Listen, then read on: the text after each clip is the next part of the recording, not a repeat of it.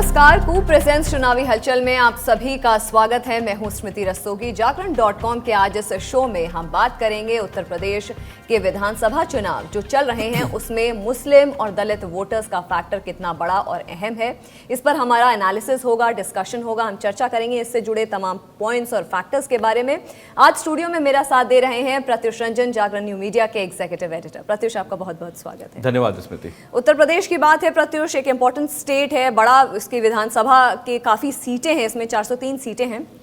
मुसलमान voters, minority voters की अगर बात करें, एक बहुत अहम और बड़ा किरदार निभाते हैं माइनॉरिटी वोटर्स, चाहे फिर वो विधानसभा चुनाव हो या फिर 2019 का लोकसभा चुनाव। ये जो वोटिंग परसेंटेज माइनॉरिटी की है, ये एक बहुत बड़ा इंपॉर्टेंट फैक्टर है। इस चुनाव में ये फैक्टर कितना अहम किरदार निभाता हुआ दिखता है हमें? देखिए स्मृति, ना सिर्फ माइनॉरिटी वोटर्स, बाकी हर जो कैटेगरी के लोग हैं, हर सेक्शन के लोग हैं, सभी महत्वपूर्ण अपना रोल प्ले करते हैं। हाँ, हम माइनॉरिटी वोट की बात अलग इसलिए कर रहे हैं कि उत्तर प्रदेश एक ऐसा राज्य है जहाँ पे मुस्लिम वोटर्स जो हैं करीबन 19-20% के आसपास हैं, अगर ओवरऑल हम बात करें पूरे स्टेट की।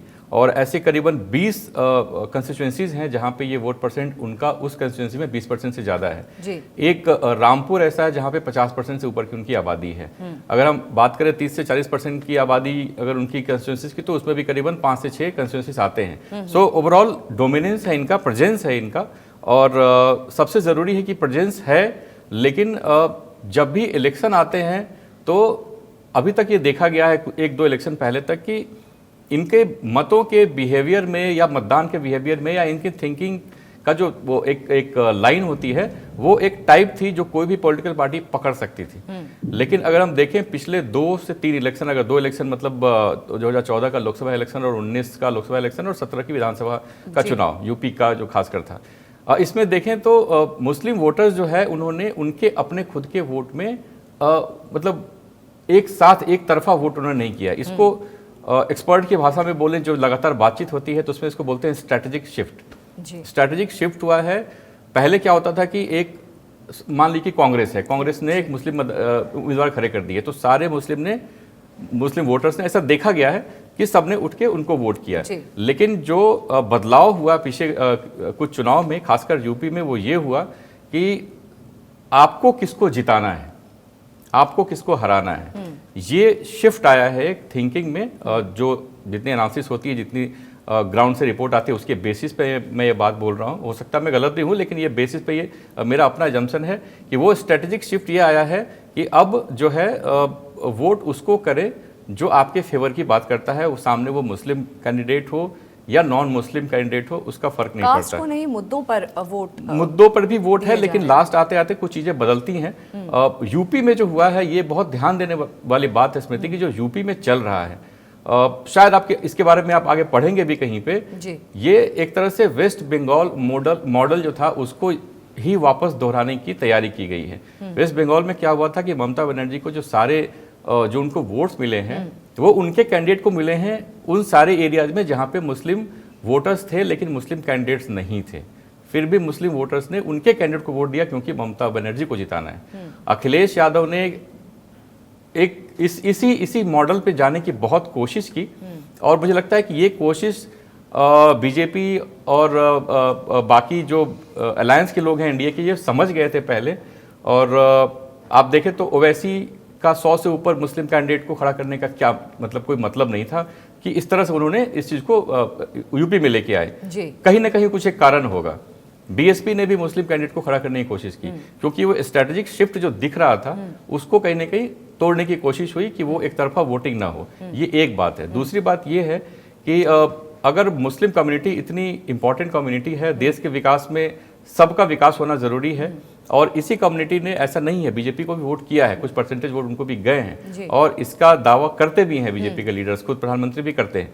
लेकिन ये जो सिचुएशन बनती जा रही है वो ये है कि आप अगर मुस्लिम चेहरे को देखकर नहीं, राजनीतिक दूसरे फेसेस को या इक्वेशंस को देख के आप वोट कर रहे हैं, तो आपकी खुद की रिप्रेजेंटेशन भी घट रही है जी। आप देखें 2012 में करीबन 75 अगर मैं गलत नहीं हूँ तो 75 से 85 मुस्लिम फेसेस थे विधानसभा में, जो घट के करीबन 25-30 पे आ गए पिछले विधानसभा में। इस विधानसभा में क्या होगा पता नहीं, क्योंकि वोट ट्रांसफर इस तरह से हो रहा है कि सामने का फेस कैंडिडेट मुस्लिम है या नहीं है वोट हम उसको देंगे जो हमारे अपोनेंट के अगेंस्ट में जीतने की ताकत रख रहा है। तो इस तरह से आप देखें तो एक कम्युनिटी के तौर पे वो आपका रिप्रेजेंटेशन नहीं हो पाएगा। अगर रिप्रेजेंटेशन नहीं होगा तो आप एक राजनीतिक उठापटक के चुनावों के बीच में मोहरा तो जरूर बन जाएंगे, आप डिसाइडिंग फैक्टर बन जाएंगे, लेकिन आपकी खुद की कम्युनिटी जो है वो कितना स्ट्रांग हो पाएगी, आप उसका कितना भला कर पाएंगे उन लोगों के थ्रू जिनको उन्होंने वोट किया है, आपने जिनको वोट किया है, ये एक बड़ा सवाल रहेगा। और वेस्ट बंगाल मॉडल पे एक बात मैं बोलना चाहूंगा कि वो मॉडल अपनाने की या दोहराने की तैयारी की गई है, लेकिन ममता बनर्जी की अलग शख्सियत है, अखिलेश यादव की अलग शख्सियत है, तो वो बिल्कुल वो दोहरा पाएंगे कि नहीं पाएंगे ये कहना थोड़ा मुश्किल रहेगा। कास्ट पॉलिटिक्स की बात हमेशा, जब हम उत्तर प्रदेश की बात करते हैं, कास्ट पॉलिटिक्स हमेशा एक अहम मुद्दा रहती है। और पिछले 2 दशकों पे अगर नज़र डाली जाए तो कास्ट इक्वेशंस जो हैं यूपी की, वो बहुत एक डोमिनेंट फैक्टर रही हैं। बिल्कुल। फिर चाहे वो हम दलितों की बात करें, दलितों के हित पे काफ़ी पार्टीज़ ज़मीनी तौर पे उन्होंने कैंपेनिंग की है, उन्होंने ऐसी बातें कि मैनिफेस्टो में काफ़ी चीज़ें ऐसी निकाली हैं कि हम आपको फेवर करेंगे, हम आपके हित में चीज़ें करेंगे। प्रॉपर उनको जिसे कहते हैं रिझाने का पूरा प्रयास किया गया है, अपीसमेंट पॉलिसी रही है। इस बार इस चुनाव में ये जो दलित फैक्टर है कितना अहम रोल निभा सकता है? हालांकि जो कि हमारी बात भी पहले होती आई है कि एक बंधा वोट बैंक है बीएसपी का, मगर क्या डेंट लगने की उम्मीद है इसमें? दलित वोटर्स की हम बात करें स्मृति, तो पिछले अगेन वही 2-3 चुनाव की हम बात करेंगे, उसी के बेसिस पे सारे एनालिसिस निकल के आते हैं। तो हमने देखा है कि एक तरफा वोटिंग जो है बीजेपी के फेवर में हुई है। खासकर पूर्वांचल की हम बात करें तो जिस तरह का वहाँ जो प्रेजेंस है, बाकी उत्तर प्रदेश में भी, तो वो बीजेपी को पूरा शिफ्ट हुआ है। 2 तरह से देखना चाहिए दलित वोटर्स को, अगर हम ऐसे ओवरऑल बात करें ओवरव्यू में, तो जाटो वोटर्स और नॉन जाटो वोटर्स। जो जाटो वोटर्स है वो मायावती का कोर सपोर्टर है। और आप देखें कि पिछले इलेक्शन में भी समाजवादी पार्टी और बसपा दोनों ने अपने कोर वोटर्स बना के रखे। भले उनकी सीट कम हुई लेकिन उनके कोर वोटर्स थे उनके पास। यादव और एक सेक्शन मुस्लिम का समाजवादी पार्टी के पास था। और बीएसपी का वोट परसेंट जो जाटो वोट है, जो नॉन जाटो वोट है, वो बीजेपी के पास जो शिफ्ट हुआ था उसका एक बड़ा कारण है। बड़ा कारण ये है कि 14 के बाद 19 में और ज़्यादा शिफ्ट हुआ है। इसलिए कि जो मैंने पहले भी कई डिस्कशन में बोला है कि प्रधानमंत्री मोदी ने अपने स्कीम्स के थ्रू एक बेनिफिशियरी क्लास को क्रिएट किया। और वो बेनिफिशियरी क्लास वो लोग हैं जो छोटे गांव में रहते हैं, जो डायरेक्ट बेनिफिट ट्रांसफर के थ्रू जिनके अकाउंट में पैसे आ रहे हैं, उज्ज्वला योजना से जिनको गैस के चूल्हा मिल रहा है, या प्रधानमंत्री घर योजना से जो उनको जो घर मिल रहा है, तो उसके डायरेक्ट बेनिफिशियरी वही लोग हैं। तो वो प्रॉपर शिफ्ट वो बीजेपी की तरफ हो गया। उसमें सेंध लगाने की तैयारी हम बोले तो आज़ाद पार्टी के चंद्रशेखर भी कर रहे हैं। बीएसपी भी खुद भी उसकी तैयारी में वापस है कि वो उनका अपना बेस नहीं घटना चाहिए। लेकिन मुझे थोड़ा ये मुश्किल दिखता है क्योंकि मोदी का जो डायरेक्ट लोगों से कनेक्ट करने का जो तरीका है, विकास के थ्रू भी और वैसे डायरेक्ट जो कनेक्ट करते हैं वो भी, तो ये दोनों चीज़ें अगर हम एक साथ लाकर देखें अगर एक पेज पे, तो मुझे नहीं लगता कि बहुत ज़्यादा सेंध लग पाएगी। बीएसपी अपना वोट बैंक बचा के रखने में कामयाब रहेगी, जो उनको मिलता है उसमें कोई डाउट मुझे नहीं लिखता, अभी तक नहीं दिखता है। और जो बीएसपी का ब्राह्मण प्लस दलित वाला है, उसमें उनको दूसरा पार्ट से कितना सपोर्ट मिलता है वो हम बता नहीं सकते अभी, जब तक कि सामने रिजल्ट ना आए।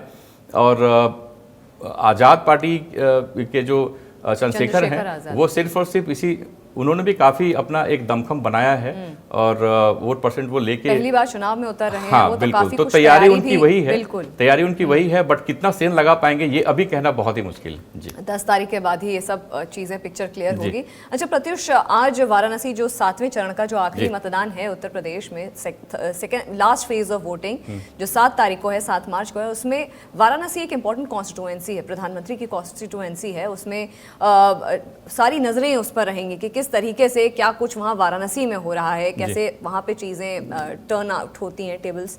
तो आप उस पर बताइए कि क्या कुछ हलचल रही वाराणसी में आज, और जो 7वें चरण में जो कॉन्स्टिट्यूएंसीज हैं उसमें क्या कुछ रहा? सारे दिग्गज स्मृति आज वाराणसी में है, या आसपास मिर्जापुर, आजमगढ़, मऊ, जो आसपास के इलाके जहाँ पे सेंटर अभी समझे वही है, वाराणसी ही है। प्रधानमंत्री खुद वहाँ पे रैलीज कर रहे हैं और आज की रैली में उन्होंने काफ़ी कुछ हमला किया है और विकास की बात भी की है। और उन्होंने सरकार का जो काम है यूक्रेन से लोगों को वापस लाने का, छात्रों को, उसके बारे में भी चर्चा की है।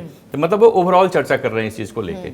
और साथ में प्रियंका गांधी, राहुल गांधी दोनों ही वाराणसी में हैं। और जो अखिलेश यादव हैं उन्होंने मऊ में सभाएं की हैं।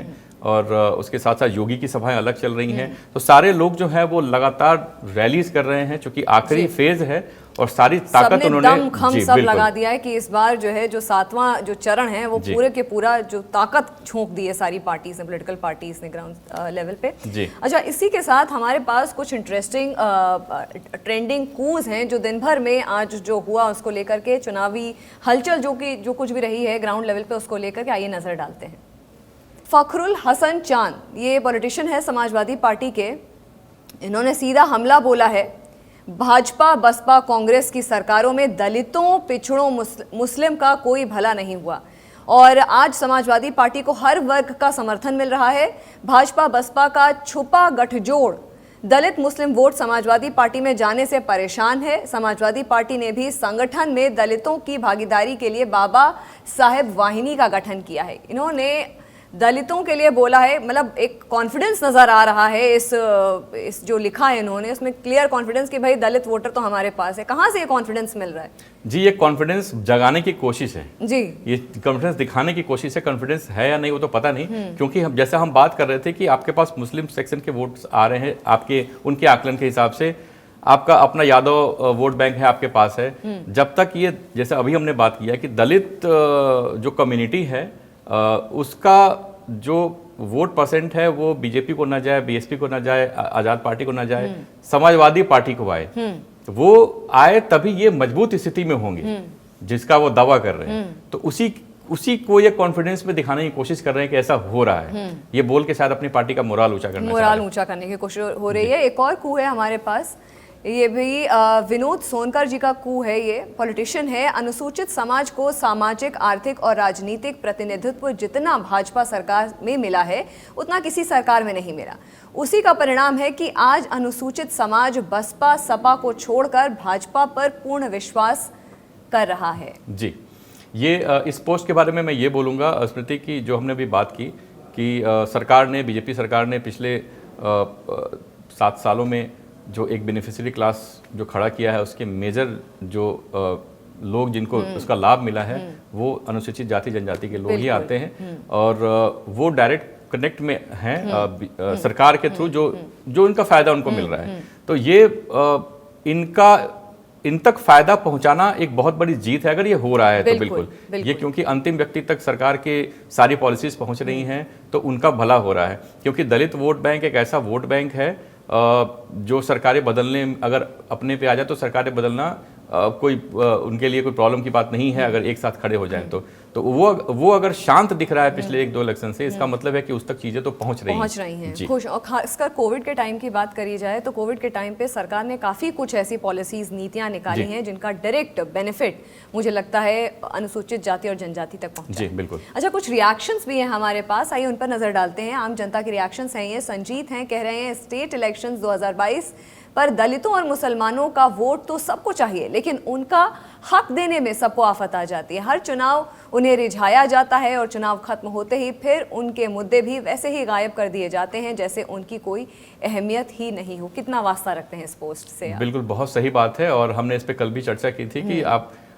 मैनिफेस्टो जो पार्टीज का आता है उसको सेव करके रखें। वादे तो कई सारे होते हैं, निश्चित रूप से वोट लेने के लिए, रिझाने के लिए आप वादे करते हैं, उनके घर जाके खाना भी खा लेते हैं, पानी भी पी लेते हैं, बैठते हैं उनके साथ, त्योहारों में उनके साथ मना भी लेते हैं, सब कुछ करते हैं। लेकिन एक बार जब इलेक्शन हो जाता है तो वो रास्ता शायद भूल जाते हैं। वो रास्ता भूलना नहीं है, क्योंकि जिन्होंने आपको वोट दिया है आपका नैतिक कर्तव्य बनता है कि उन तक पहुंचे और उनकी भलाई के लिए, उनके विकास के लिए जरूर काम करना। और ये भी सोचना चाहिए अगले 5 साल, ऐसा तो नहीं है हमेशा के लिए सरकारें रहेंगी, 5 साल बाद फिर उन्हीं लोगों के पास आपको वोट मांगने जाना पड़ेगा। जी बिल्कुल। एक और कू है हमारे पास, जग्गी सिंह कहते हैं वोट बैंक की राजनीति के सबसे बड़े शिकार दलित और मुस्लिम ही हैं। आम तौर पर समाज में इतना भी भेदभाव नहीं है जितना तुष्टीकरण की राजनीति ने फैलाया है। तुष्टीकरण की राजनीति की बात करी जा रही है और कहा जा रहा है दलित और मुसलमान वोट बैंक की राजनीति का शिकार है, माइनॉरिटीज भी वोट बैंक की राजनीति का शिकार है। सब अपने मैनिफेस्टो में उसको दिखा देते हैं, जैसा कि हम भी बात कर रहे थे, और कहीं ना कहीं इतना है नहीं पोलराइजेशन जितना दिखाने की कोशिश करी जाती है। वोट बैंक की राजनीति का शिकार पूरा देश है स्मृति आज के डेट में, क्योंकि वोट बैंक की राजनीति जिस भी इलाके में पावरफुल है उसको रिझाने की लगातार कोशिश होती है, हर संभव कोशिश होती है, और जैसे वोट मिल जाए उसके बाद से वो बोलते हैं, तो वो ये इसी को बोलते हैं वोट बैंक की राजनीति। और तुष्टीकरण तब जब आप बहुत पावरफुल कोई कम्युनिटी है तो उसके वोट लेने के लिए आप कुछ भी करें, कैसे भी वादे कर दें, कुछ भी करने को तैयार रहें। उसके लिए आपको हो सकता है दूसरी कम्युनिटी के थोड़ा सा उसको थोड़ा कम आंकना पड़े तो भी आप करने को तैयार थे। ये नहीं होना चाहिए, भारतीय राजनीति में बिल्कुल ही नहीं होना चाहिए, क्योंकि आप जब तक सारे राज्य को और राज्य के सारे लोगों को एक साथ लेके नहीं चलेंगे तब तक आप एक परिपक्व राजनीतिक दल कहलाने में आपको संकोच होगा। बहुत अच्छी बात कही आपने। और इसी के साथ हमारे पास कुछ ट्रेंडिंग खबरें भी हैं जो आज दिन भर में हमारे देश विदेश में घटा, ये नजर डालते हैं उन ट्रेंडिंग खबरों पर भी। मिर्जापुर में बोले प्रधानमंत्री नरेंद्र मोदी, बेटे की तरह नमक का कर्ज चुकाता रहूंगा। ये एक इम्पॉर्टेंट मुझे लगता है बयान आया है प्रधानमंत्री नरेंद्र मोदी 7वें चरण, जैसा कि हम बात कर रहे थे कि सब दमखम लगा हुआ है बीजेपी। वाराणसी में प्रधानमंत्री का ये बयान था, कितना अहम ये बयान है बीजेपी के लिए? प्रधानमंत्री के सारे बयान अहम तरीके से ही लिए जाते हैं स्मृति, और ये बयान इन्होंने बेटे की तरह नमक का कर्ज चुकाता रहूंगा ये की बात की है, वो एक कनेक्ट जो है अपने एरिया, जो वाराणसी इनका क्षेत्र है जहाँ से इलेक्शन लड़ते हैं और उसके आसपास के एरिया में वो बताने की कोशिश कर रहे हैं कि ये अब यही जगह मेरी है और मैं आपके साथ हूँ। जाके 2-2, 3-3 दिन रुकते हैं वहाँ पे, तो वो लोगों से एक डायरेक्ट कनेक्ट है, सीधा संवाद करने की कोशिश करते हैं। तो ये उसका एक बहुत ही मैं बोलूँ तो मजबूत जरिया है जो उन्होंने स्टेटमेंट दिया है। चाहे फिर कोई वर्ग हो, चाहे कोई महिला हो, पुरुष हो, सबके साथ वो मुझे लगता है ये कनेक्ट बनाने में, ये एक जोड़ है बनाने में जिसमें माहिर है बिल्कुल। दूसरी हमारे पास जो खबर है उस पर नजर डालते हैं, ये रशिया यूक्रेन के ऊपर है। जेलेंस्की ने वीडियो जारी कर रूस पर परमाणु आतंक फैलाने का लगाया आरोप, कहा चेरनोबिल आपदा को दोहराना चाहते हैं पुतिन। और अगली जो हमारे पास हेडलाइन है वो है, पंजाब चुनाव परिणाम से पहले बढ़ी नवजोत सिंह सिद्धू की मुश्किलें, बहन सुमन तूर के आरोपों की जांच के निर्देश। तो ये थी आज दिन भर की इंपॉर्टेंट ट्रेंडिंग हेडलाइंस। फिलहाल आज इस शो में इतना ही। हमें दीजिए इजाजत। आप सारे व्यूअर्स से एक हमारी रिक्वेस्ट है कि कू डाउनलोड करिए, उसके जरिए हैशटैग इस्तेमाल करिए और हमसे आप कनेक्ट बनाए रखिए। और हाँ, सारे व्यूअर्स, आखिरी चरण है उत्तर प्रदेश चुनाव का 7वां चरण, आप सभी अपने मतदान का इस्तेमाल करिए। नमस्कार।